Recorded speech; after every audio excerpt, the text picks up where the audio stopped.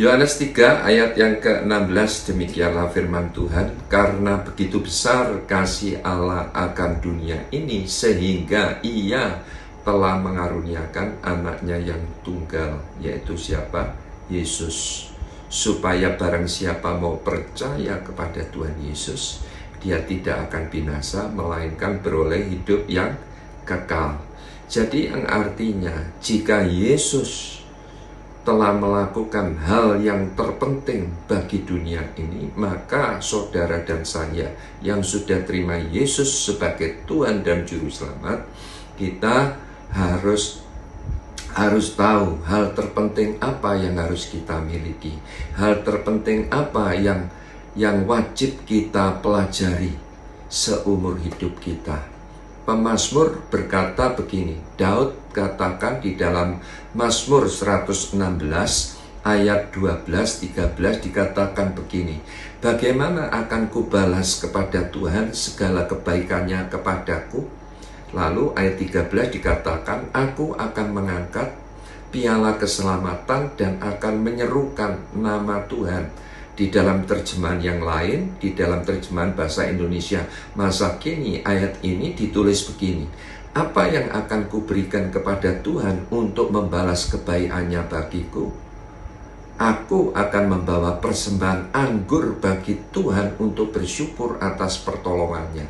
Wow, luar biasa sekali.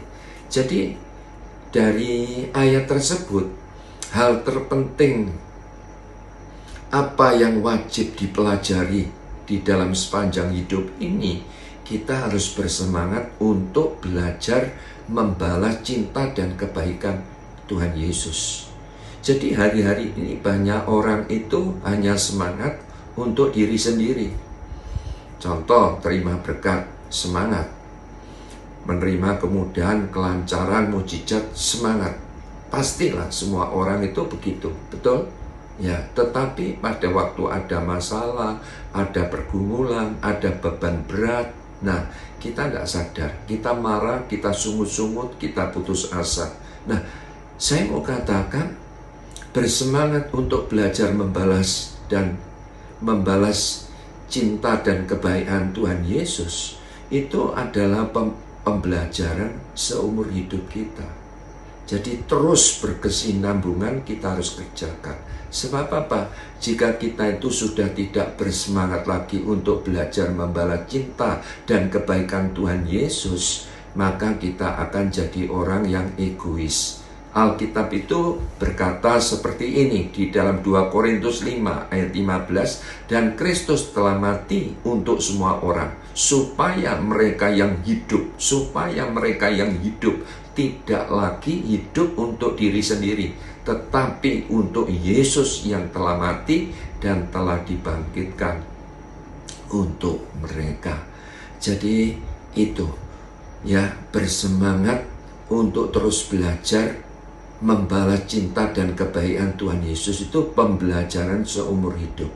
Nah, sekarang kita mau lihat ciri-ciri orang yang bersemangat membalas cinta dan kebaikan Tuhan Yesus itu bagaimana. Pasti orang itu tidak hitung-hitungan dalam hal waktu, dalam hal tenaga, dalam hal uang. Daud juga begitu. Setelah Daud ini penggembala kambing domba, dia hidup susah. Setelah Tuhan angkat menjadi seorang raja, menjadi orang nomor 1 pada zaman itu, Daud tidak hitung-hitungan. Alkitab berkata, 7 kali dalam sehari aku memuji-muji Tuhan. Yang artinya Daud itu suka memuji Tuhan. Dan Alkitab katakan, aku bangun mendahului waktu jaga malam. Waktu jaga malam itu jam berapa? Sekitar jam 12, jam 2.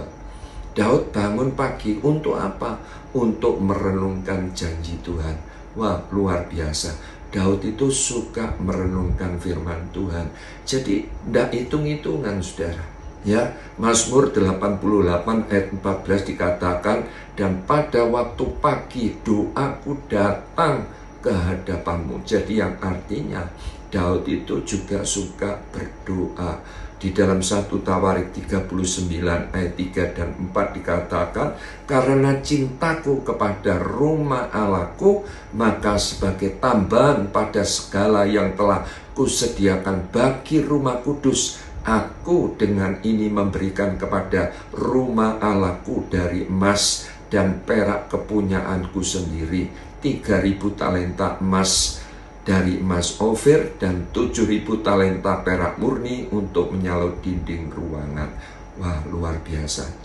Jadi sekali lagi, ciri orang yang bersemangat untuk terus belajar membalas cinta dan kebaikan Tuhan, dia tidak akan hitung-hitungan untuk hal waktu, untuk hal tenaga maupun uang.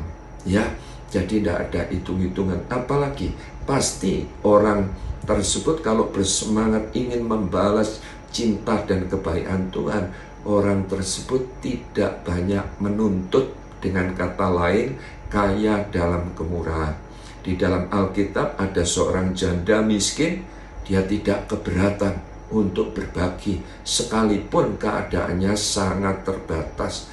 Dia memberi 2 peser, Alkitab katakan, yaitu 1 duit ya dari uangnya. Untuk apa? Untuk persembahan.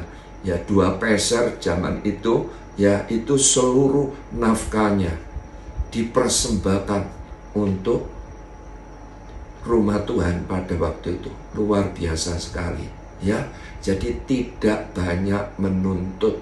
Apalagi ciri orang yang bersemangat membalas cinta dan kebaikan Tuhan, pasti tidak ada rasa takut dengan berbagai halangan. Contoh, ya, pemuda-pemudi yang baru jatuh cinta, pasti dia akan berani memberi yang terbaik untuk pasangannya. Betul enggak? Nah, demikian pula orang yang bersemangat untuk membalas cinta dan kebaikan Tuhan, pasti dia tidak ada rasa takut dengan berbagai halangan. Daud berkata, sekalipun aku berjalan dalam lembah kekelaman, aku tidak takut bahaya, sebab engkau besertaku. Paulus juga berkata kepada jemaat di Roma, siapakah yang dapat memisahkan aku dari kasih Kristus? Dia katakan, begitu saudara, penindasan, kesesakan, aniaya, kelaparan, ketelanjangan, bahaya atau pedang. Wah, luar biasa. Jadi tidak ada rasa takut dalam berbagai halangan. Jadi saya berdoa hari ini, jadilah orang Kristen yang mengerti bagaimana kita itu membalas cinta dan kebaikan Tuhan Yesus. Ya, bahkan kalau kita teliti di dalam Alkitab, Tuhan juga menghendaki agar kita itu menjadi orang yang tahu diri. Ya, untuk balas budi. Kita itu dikehendaki menjadi orang yang tahu untuk berterima kasih. Kita dikehendaki menjadi orang yang mengerti apa itu artinya timbal balik. Nah, ditulis di dalam Alkitab. Nanti Bapak Ibu bisa baca di dalam Lukas 17 ayat 11-19, kisah di mana Tuhan Yesus itu ya pergi ke Yerusalem. Dia sedang menyusur melalui Samaria dan Galilea. Pada waktu Tuhan Yesus ada di sebuah desa, tiba-tiba Tuhan Yesus didatangi 10 orang kusta. Langsung orang kusta itu tersungkur di hadapan Tuhan Yesus. Dia minta belas kasihan. Tuhan, sembuhkan aku. Tuhan sembuhkan, saudara. 10 orang kusta disembuhkan oleh Tuhan Yesus. Tetapi Alkitab mencatat yang kembali kepada Tuhan hanya 1.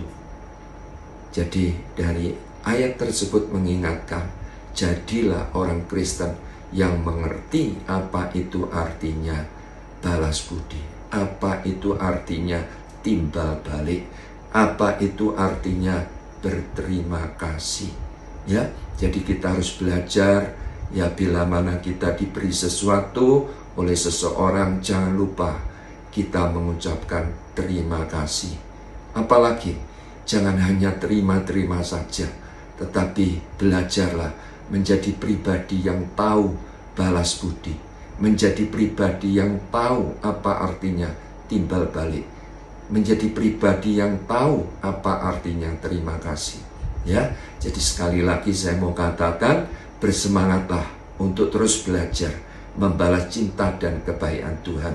Dan saya percaya kalau itu kita kerjakan sepanjang hidup kita, maka nama Tuhan dipermuliakan dan hidup kita diberkati oleh Tuhan. Amin.